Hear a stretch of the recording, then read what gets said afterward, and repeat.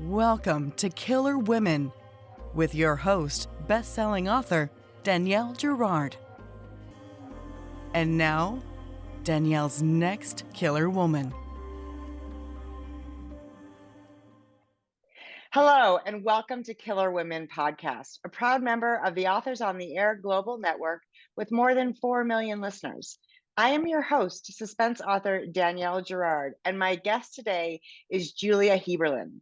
Julia is the internationally best-selling author of 6 thrillers, including Night Will Find You, We Are All the Same in the Dark, Paper Ghosts, and Black-Eyed Susans. Her books have sold in more than 20 countries. We Are All the Same in the Dark won the 2020 Writers League of Texas Award for Fiction, and Paper Ghost was a finalist for Best Hardcover Novel at the International Thriller Awards. Before writing novels, Heaberlin was a journalist for the Fort Worth Star-Telegram, the Dallas Morning News, and the Detroit News, which fed her interest in true crime and the forgotten stories of victims, a theme she carries into her fiction. She currently lives in the Dallas-Fort Worth area with her family, where she's working on her next psychological thriller. Welcome, Julie. It's so good to have you. Oh, it's so good to be here. Thanks for that great introduction. You're a pretty talented and prolific author yourself. Well, thank you for that. I discovered you with We Are All the Same in the Dark, which I adored. And so I was so excited and honored to get a copy of Night Will Find You and then to have this chance to talk to you. So before we delve into all sorts of interesting things, can you tell our listeners about Night Will Find You? Night Will Find You is about a brilliant young astrophysicist and reluctant psychic who gets pulled into the case of a missing girl in Fort Worth by one of her best friends. Chaos ensues. She becomes a target of a conspiracy theorist podcaster, among other things. But with my books, I always like there to be another layer of research. And that comes from my, I guess, journalist background. And so in this case, it was astrophysics, but also this idea of the space between the truth and the unknown. So that kind of rounds it up. I investigated conspiracy theories and psychic phenomenon and all that kind of stuff. And it's so interesting. And I love the fact that that she lives between the sort of most intensely scientific world, right? And then this world that is largely oftentimes at odds with science, with the sort of this, the psychic, the supernatural, these phenomenon. And I love that because it's such an inherent conflict in her character. So I want to talk a little bit about the research because, I mean, there's some pretty wonderful research done in this book, and obviously you must be a really talented researcher because I don't know how you put it all together. But first, do you remember the inspiration for the story, where it came from? Well, oddly enough, a friend of mine who's a journalist, she'd like a shout out, Sherry Jacobson. She told me that I needed to put a crazy podcaster into my next novel, and that it should, this person should resemble Alex Jones. So she just shot tons of articles at me, did a lot of my research for me about Alex Jones, and would not give up on this idea. But then I realized I didn't really want to write in the voice of a character like that. I like my characters to be warm and likable and women. And so basically, Alex Jones led me to the conspiracy theories, to the psychic phenomenon, to the unknown, to creating Vivi, who I wanted to be this, as you said, very complex character, sort of half Sculder, half Mully, if I can make a Scully and Mulder, half of each. If you get the X-Files reference, you probably do. I don't know if everybody will. So that's what occurred, and she led the way. I love that. Well, and it is, I mean, I appreciate what you're saying about not having, and the podcast is like another layer. It isn't, the story, you do this incredible thing where you've just layered on all these aspects of story here. And the podcast is a big part of the story, but it's not the meat of it either. I mean, you have so many things that contribute to the sort of the beauty of this book, which I love. So the research, are you an astrophysicist? I just maybe should ask that right Oh, up. absolutely not. Please do not ask me any questions on that topic. But I knew enough to write the book. And in the past, with Black Eyed Susans, I used a mitochondrial DNA expert who worked at 9/11. With We Are All the Same in the Dark, I interviewed an ocularist and young girls who had lost their eyes, so I'd have a good idea of what that was like. And in this book, I was lucky enough that my consultant was in my family. So I have a cousin who's a rocket scientist, and we used to walk the beach and do treasure hunts. And, he mostly, we would occasionally muse about God and things like that. But during this book, I emailed him, and then he offered up another astrophysicist friend of his, Tom Ricketson, and they would just answer all my emails with beautiful detail. And Vivi would not exist without their beautiful minds helping me, not just about the science, but about, philosophy, their own belief in God, which, to be stereotypical, I was a little surprised about. But my cousin, being scientist, this is what you think, right? Right. And my cousin just said, every day I ask myself, how did God make this thing? That is the question he asked himself, which I thought was kind of beautiful. So, they gave me their ideas of heaven. They talked about Elon Musk, who they both worked with. Right. It was just a wonderful experience. And in some ways, the best part of it was me really getting to know my cousin, who is equally introverted as I am, but in emails, we share all.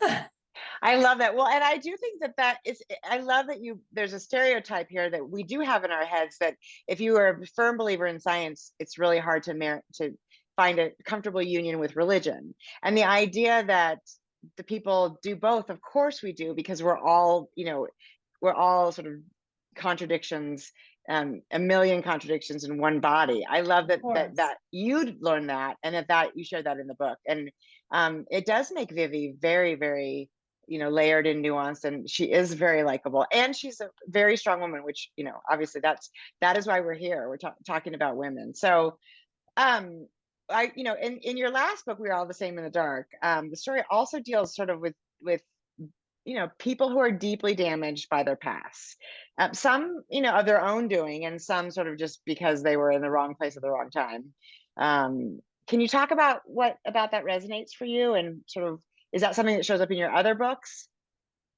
Yeah, I would definitely say that's part of the DNA of my books. I want to give a voice to the victims, and for the victims to not be victims, but the heroes of their own story. So I think that's kind of true across the board in my books. In Black Eyed Susans, she was a young woman, 16, when she was found in a pile of bones, the survivor of a serial killer. In Paper Ghosts, you have a woman who takes to the road with a serial killer who's an old man, possibly demented, to find out if he killed her sister.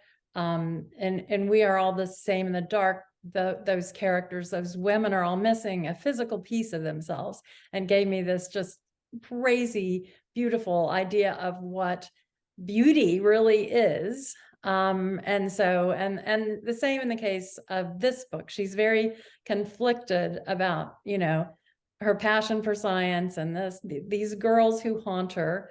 And yet the two things are, battling within her all the time. And yet they kind of melt like butter together as well. I mean, science is magic. I mean, look at a cell phone. You can call your grandmother from the beach, or text her from the beach in Italy, or, whatever. How could we imagine that? Yeah. And science could not exist without this, meeting of imagination and this desire to seek the unknown. And so how far that goes, and the people we think are a little crazy for what they believe, that is because I think we all believe in something we can't prove, that other people might think wishful thinking, a little crazy, that was just a coincidence. But in reality, we believe we, saw our mother as a monarch butterfly, or whatever it might be. Right. I love that. No, I think that is so powerful and so true. And I also think, isn't it? I mean, even as authors, there is a little bit of, you can call it crazy or magic, or some spiritual connection. I feel like that the, people ask how you write a book, and obviously, one word at a time, but the way the sort of ideas synthesize and the characters synthesize, it's almost impossible to take full credit for that, right? On your own. It feels like there Absolutely. is some sort of higher power that's at work. And the same, I think, can be said for whoever, people that put together the cell phone or the, a rocket ship, or Elon Musk. There's crazy in sort of genius or genius activities, right? All feels, it's a fine line, I think. It is. You can't explain it. People ask how you write a book, right? And you say, I don't really know, but I sit down and it comes out. These things inside me, helpful, spirits, who knows what it is, but it is absolutely magic. Yeah, it is absolutely When magic. it works. When it works. I know, right? That's an important qualifier, because when it doesn't work, it's pure torture. But that's probably part of the magic too, right? You Right. say you have this beautiful quote, which I love. I have a lot. I'd like to tab sort of my favorite spots in books, and so every once in a while I pull one out. But you have this. We're talking about Vivi's sister and her old friend Mike, and I love. She says, "Do we always have to sacrifice, regret one thing for another?" What do you think? I kind of think we do.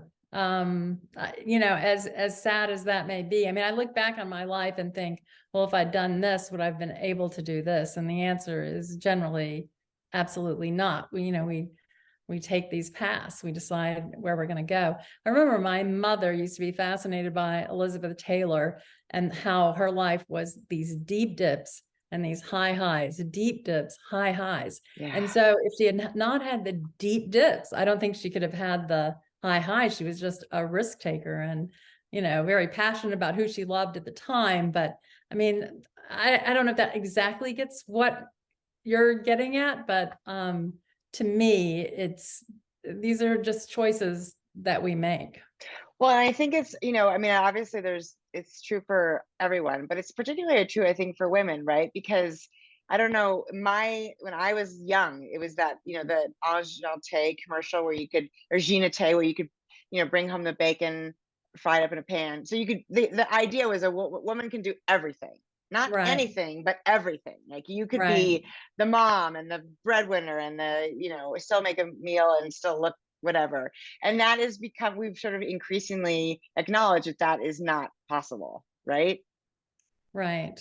And that would be the case with me. I didn't have a second child, wasn't able to have a second child, but I think would this book stuff have happened, would I have written books without it, because I have a hereditary heart condition. So there's just a limited amount of energy that I can put into something. Now, would I sacrifice the book for another child? Probably, but it turned out pretty good. Yeah. Fun. Yes. Well, that's absolutely right. I think that is true. Something has to give, and I'm glad you're protecting your heart. And I'm glad you've written your books. Although I completely understand also that's not an easy choice here. So there's The another hard thing though is kind of interesting. Wait, I don't want to interrupt you. No, but you tell, please. No, the hard thing is kind of interesting in that a woman saved my life. I had a hereditary condition, was overdosed on some medication. My husband and I were out to dinner in Detroit, and we were not intending to go to dinner that night. We were going to go, leaf peeking in Michigan. And we ended up in this restaurant, seated by a table with a nurse and her family. They lived, I don't know, 150 miles away. They had come to Detroit to the theater and out to dinner. And I passed out there, and she saved my life because I was overdosed on this medication. So I have to think there was something there. She wasn't necessarily supposed to be there, or she wouldn't usually be there. And I was not supposed to be there. So how did this magic happen? That is exactly right. It does feel like you think about the number of, things that could have happened to prevent the alignment of her and you in that same place. I mean, going Right. back to the idea that how our parents met, or our parents' parents, there'd been one sort of slipped moment where the things didn't go quite that way, right? I think that Exactly. You can is, apply it to lots of things. you can Yeah. apply it to lots and lots of things. Well, let's talk about, you made an interesting comment that I want to sort of delve into. It wasn't, it was when we were sort of emailing back and forth about the book, and you said, you do write these incredibly strong women and multifaceted and not, I think universally resonant. I mean, I feel like they're not, I mean, aside from the astrophysics, which obviously, that doesn't exactly resonate for me, but the fact that Vivi has got all these sort of, she's got real insecurities as well as being obviously super brilliant. You said that you never write violence against women on the page. So your books are, I mean, I'm going to say this as a compliment. Your books are dark. There's real, there's really deep violence and issues, but never on the page. So tell us about that, because that's unusual in our genre, I think. Yeah, it's I like it to be more understood. I kind of have that Alfred Hitchcock philosophy that you're more scared by what you don't see exactly and what is in your imagination. But I also just have a philosophy that we should not be writing graphic rape scenes and torture scenes with women in them. I find some of them to be just practically like snuff films. It makes me uncomfortable to read it. And it's become normalized, I think, in our genre.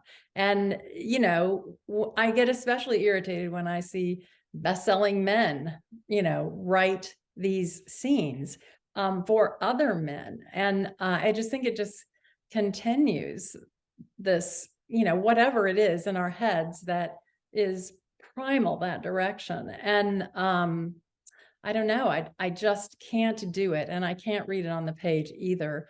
And I don't think people should do it. I mean, women have done this as well. I'm not just, upset with men, but I do think it's just not right.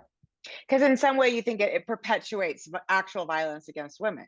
If we sort of normalize it, then we're no longer there's no longer the real understanding of what kind of horrors actually happen in the world. Right. It's just more titillation than anything else.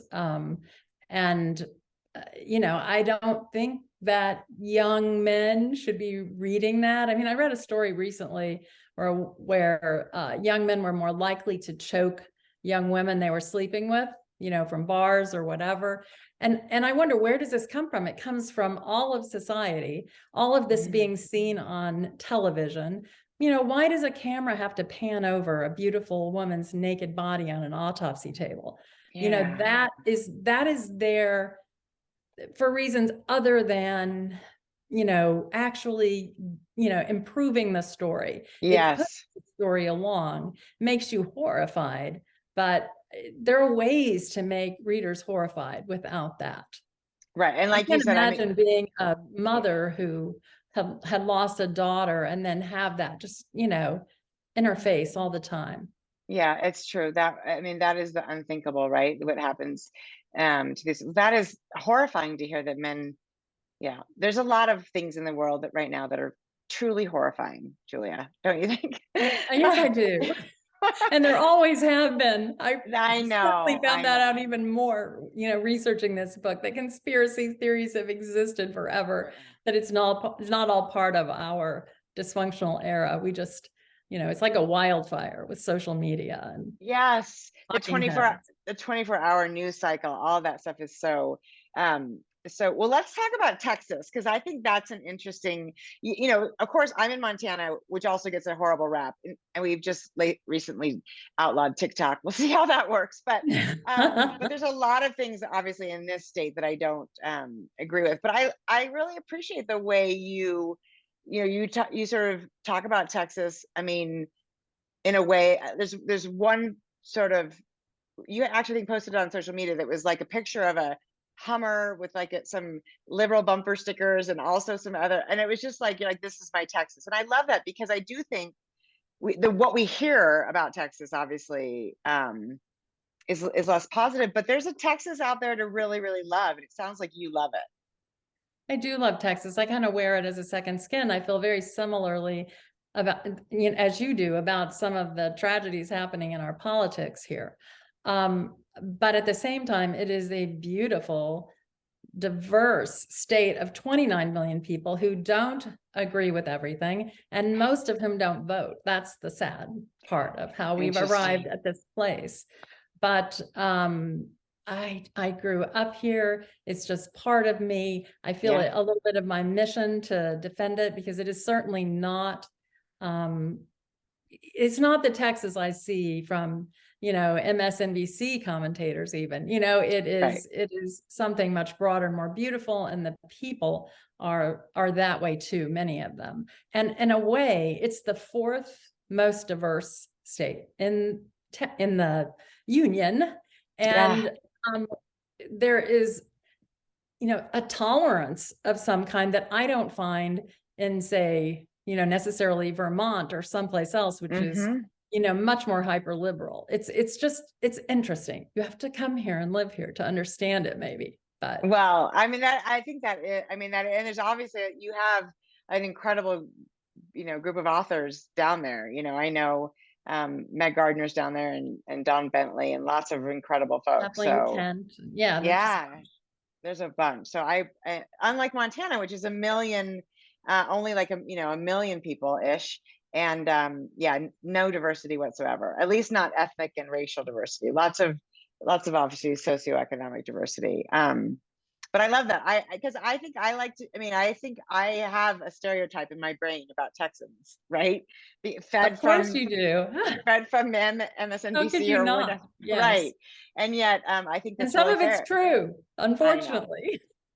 But just like, you know, it's just like science and religion. It's not either or. It's, you know, it's either and if, you know, it's just there's just a lot of different aspects of it. You can't just look at it one way, which I really appreciate being reminded that whatever I've got planted in my head is probably only a part of the story, right? A part of the story. There's a very hot literary scene here. Incredible art institutions, just so many languages spoken. It's just not the picture that you see on television. Right. No, I think that is good. I like to hear that, and I will visit. I have not been there other than to fly through. But it's definitely, like you said, it's a big state, so I ought to get myself down there.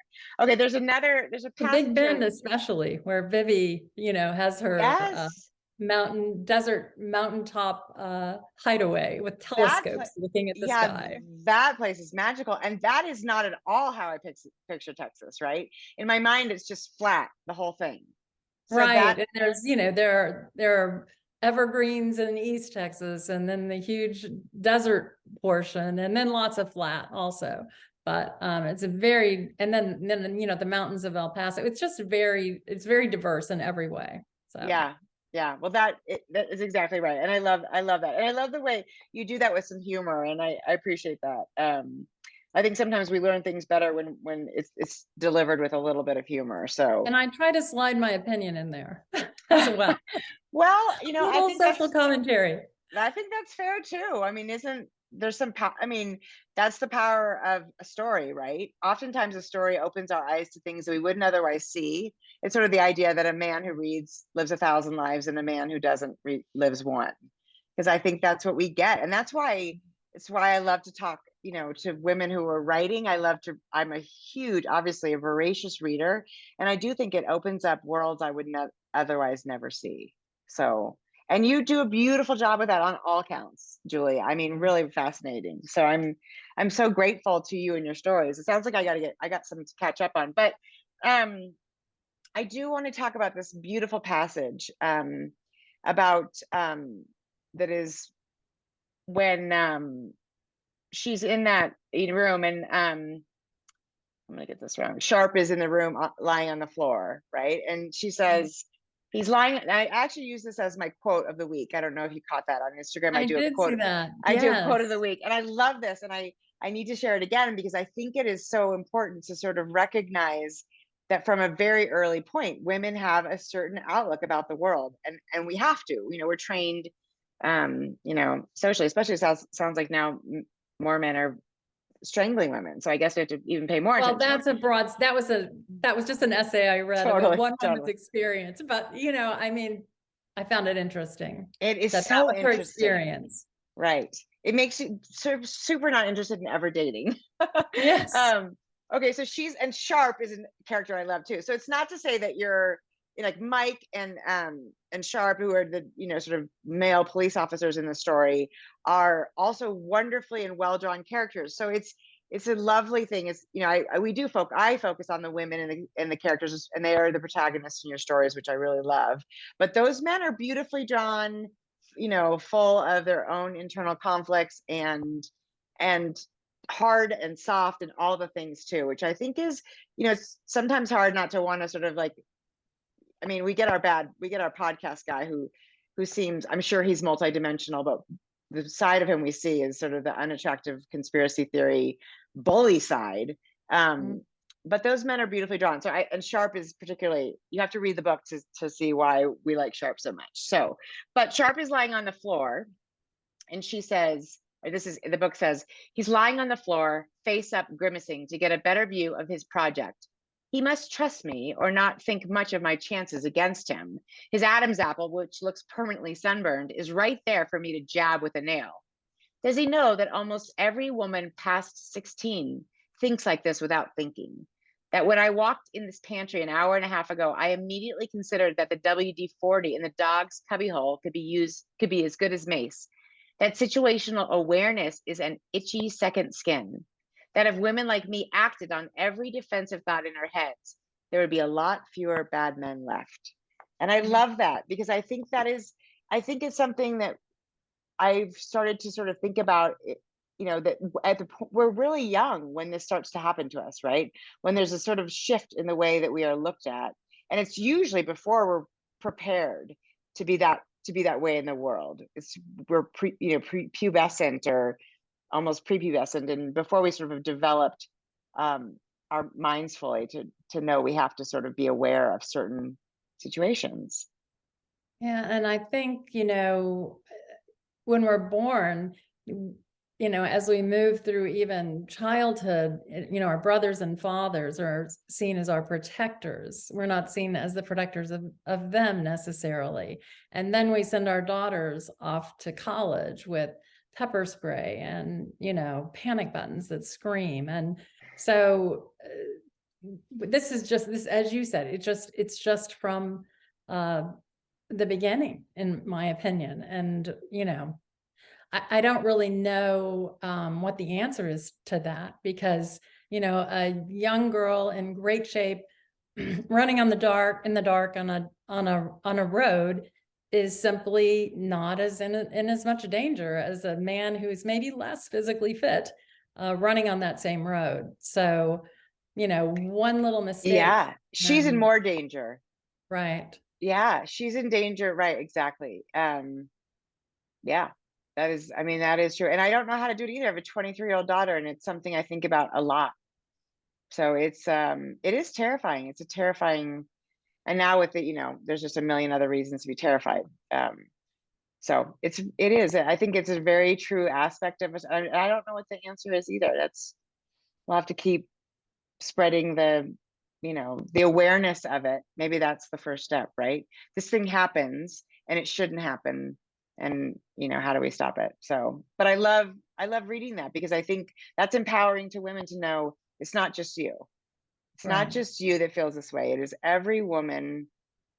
Every woman feels this way at one point or another. Cross the street, or catch up with somebody on the street who looks safe because there's somebody else who doesn't. That kind of thing. Walk into a store or whatever. So and then we all have these experiences that are not positive with men.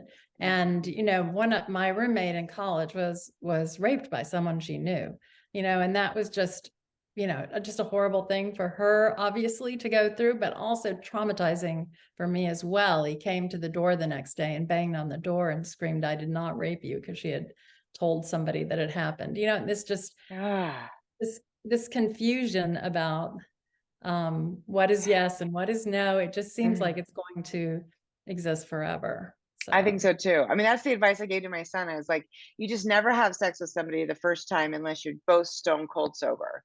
because it's like, it just, if you really like her, there's time, and you don't, because, if she's not 100% in, you guys want to both be like level-headed about it. I mean, I think Yeah, that's true. that's terrific advice to a Yeah, son. I think and it's for his protection, but it's also because he has the upper hand, physically, and um, you never want to. I mean, I imagine that would, if you were the kid who had sex with a girl and found out she didn't want it when you thought she did, I don't know. I mean, I'm assuming that happens occasionally, then that would be a Sure. horrible thing to live with, right? That would be a Right. horrible thing to live with. So not worth it. That's all I can say. Not worth it. Well, this is, I mean, Julia, this book is wonderful. I enjoyed it so much, and it Oh, you're really, so kind. Thank I you. did. I was so in love with We're All the Same in the Dark. I thought, how can she possibly do it again? And she has. So, um, Julia I always Heaberlin. think, how can I write another book? Don't you? Yeah. Yes. Every time But I'm plus, like, how can you write another good book? Who knows how it's going to turn out? When you're finished, you don't even know, right? not until somebody else really tells you, right? I mean, it's just too close to it. Well, I interviewed Sandra Brown, and she was so wonderful. She said every time, I mean, she's got what, like 90 something New York Times bestsellers. And she said every time she starts a book, she's like, I don't think I can do this. I don't. And I thought, well, if Sandra feels that way, then we're probably all, we're all in good shape Right. to feel that way, right? But tell us, Julie, what is next? What are you working on? Don't you hate that question? You're like, I just have a book out, and you already want to know when my next book is out. But I do want to know. Can you share a little? So this is the first time ever that I didn't know exactly what I wanted to write. So I had two ideas. So I started writing 10,000 words of one and 10,000 words of another. And Wow. I couldn't decide. So I just decided to go one way. Hopefully it's the right choice. But again, female protagonist. She's an emergency room doctor like my son and his girlfriend are. So I have, again, family consultants helping me on this. And she and four other very different strangers receive a letter that indicates they'll receive a lot of money if they meet together and work together to solve the case of a missing girl. This is basically all they know when they meet, and they're very different people. One is a cashier, one is a cop, one owns a bar, and so the question is, why these people? Mhm. Why are they pulled together? And what is their connection to this case they've never heard of? And of course, there are connections, which you will have to read about and I will have to think about for the next 6 months. So, Yes. but anyway, but right now, just trying to move through the promotion of this book, Yes. which I know, I don't know how you feel about that, but the self-promotion is so difficult. So you make It it is. easy. Thank you. Oh my gosh. Well, I would happily promote anybody's book but my own. I'm so much more comfortable talking about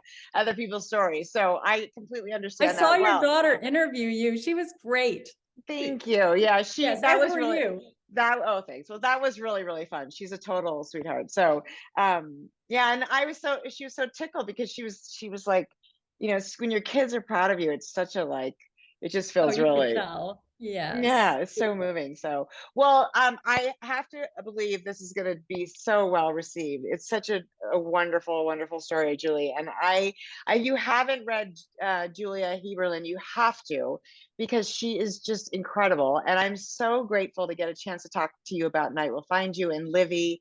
And I can't wait to read the story about the four strangers, because that also sounds, whatever you write, Julie, I'm in. Thank you. Oh, thank you very much.